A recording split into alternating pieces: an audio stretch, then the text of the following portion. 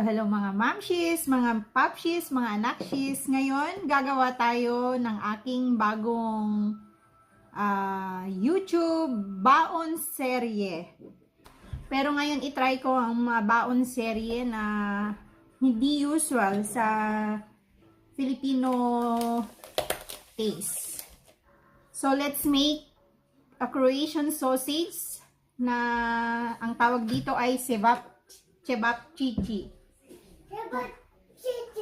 Tama ba ang pronunciation ko, ate? Cevapcici? Cevapcici? Yan ay Croatian sausage.